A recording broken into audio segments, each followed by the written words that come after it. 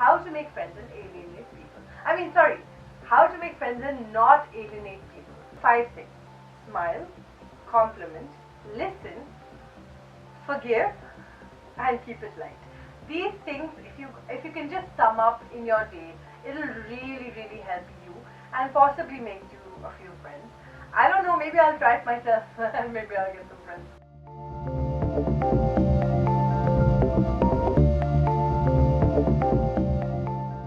Well, I'm probably the last person to be talking about this because I do the opposite. I am an adult and I've realized that it's really hard to make friends. And we think it's harder for kids, but it's not. It's harder for being an adult. You can't go up to people and be like, please can you be my friend? Or what are your hobbies? I mean, long gone are those days when you say, what are your hobbies? Because you're like, what? I don't have hobbies. I'm on Facebook. I've realized that as adults, it's easier to lose friends than to gain friends. So I decided to go on my good old friend Google and ask Google how to make friends. So I googled how to make friends, and Google was very kind. It gave me a list of 5 things to. I mean, it was from an article, of course, they pulled up. But I think making friends before you're married is easier because it's okay. You're single, and others are single, and so you can make friends. Only problem with singles, I feel like, to make friends with guys and they get the wrong impression. So warding off guys becomes your problem, and that's it. Little do you realize that when you get married, kids come into play. How many kids you have? Like, I know people who are friends with only, like, if you have 1 kid, then you're friends with other couples with 1 kid.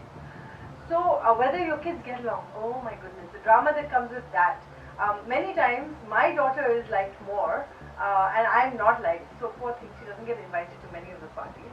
But that's okay. Eventually we will find that ideal nirvana family that loves me and my daughter equally. That's okay. So anyways, back to the list. So one of the things the list says is that do it blind. Like, just go and just make friends. Now, one of the problems with this is that when you blindly go and make friends, eventually after the first 2 meetings, the romance is gone. And then you realize, oh my gosh, they take their nose in public and I don't like that. So I wouldn't recommend go blind. I would say be careful, gauge a little bit. Like, I've heard Deepika Padukone is a watcher. So watch the person, see if they're a psycho or not, and then dive in. Especially if you're an older person. I mean, definitely looking at how we are, if you're watching this video, I'm pretty sure you don't have friends as much as I don't have friends, because YouTube has become a platform where all the lonely people go because we don't have friends. YouTube is our best friend. Google is our best friend. Instagram is our best friend. Actually, I do have to admit that I do have Instagram friends and Facebook friends and Twitter friends. Well, not many people on Twitter, maybe 1 or 2. And sometimes I give my husband grief, like, what is this? You're not my friend on Facebook. And he's like, but I'm your friend in reals. So an ideal friend is a friend in reals, online, on social media, always liking your posts and always loving your feedback.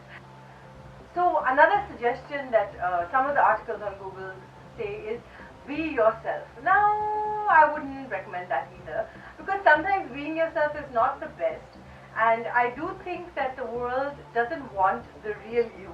They want a put-on version of you, which is why there's makeup, which is why there are fancy clothes, because you do, I mean, let's admit it, we do get judged on the way we look. We do get judged on how tired we look, or how good we look, or how much money we have. So don't show yourself.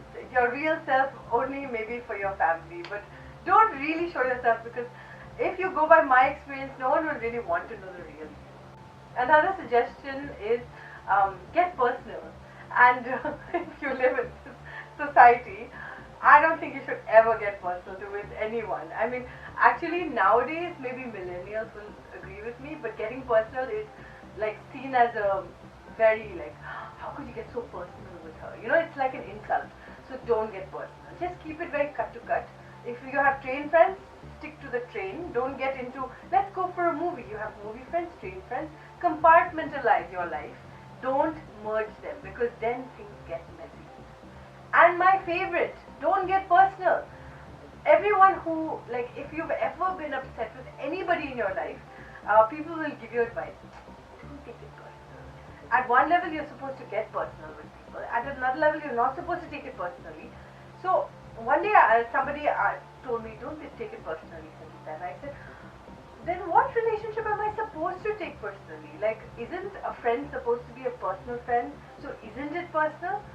But then I realized that nobody wants to see your real self. Nobody wants to get personal. People just want to be clinical and hi. Okay, so this is the scenario, how modern day friends are. Hi, how are you? Very nice. I love what you're wearing. I love your makeup. It's amazing. So what's been up? Okay, alright, take care, bye. That's the typical scenario. That's all, folks. That's all people really care about. Nobody really cares about what is actually going on in your life, and maybe family will, and maybe that inner circle person who has been there for you forever. So I have 5 things that you should remember if you want to make friends. Okay, this is like a more 2018 list of how to make friends. So here it comes. Number 1, smile. There are wonders you can do when you smile at somebody. I have made like 5 friends like that. One day I was just in a public gathering and somebody looked at me and I smiled at them. And they came up to me and introduced themselves and I was like, whoa, and we're still friends. So smiling really helps. Even if you have crooked teeth, even if you have no teeth, a smile always helps. Number 2, give a compliment. People love to hear about themselves. And people love that you have the ability to notice something small. So many times in our own heads we're filled with negativity. It's nice when another person comes and just breaks that and says, hey, you know what, you're looking really nice today. Or, hey, that haircut is not as bad as your mother thinks. Compliments always help. Number 3, listen. Yes, I said listen. Are you listening? Yes. Listen. Listening is really important and it's harder than you think.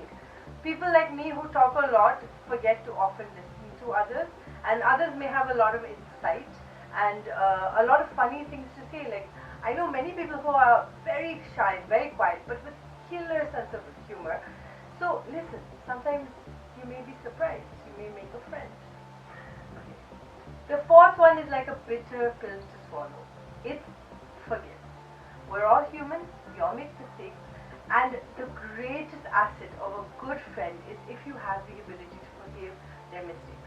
Oh, we make so many mistakes. If I had like 10 rupees for the amount of mistakes I've made in a friendship, I would be a millionaire by now. So, hello friends, those watching who I've hurt, please forgive me. And finally, and this is actually in full disclosure, something that I have often found it difficult, but keep it light, just chill. We are not here to write Homer's Odyssey. We're here to just keep it light and really enjoy ourselves. And friendships should not be so complicated. They should not stress you out. You become friends with people so you can leave the stresses of your life. So don't stress your friends out. Just keep it light, keep it simple. So 5 things. Smile, compliment, listen, forgive, and keep it light. These things, if you can just sum up in your day, it'll really, really help you and possibly make you a few friends. I don't know, maybe I'll try it myself and maybe I'll get some friends.